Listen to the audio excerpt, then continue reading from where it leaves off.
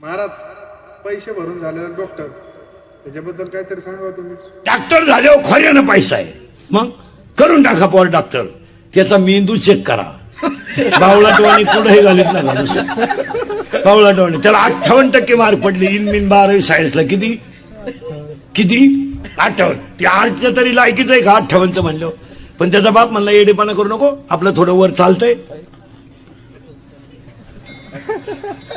पण तू डॉक्टरच होय, हात लावला का 35.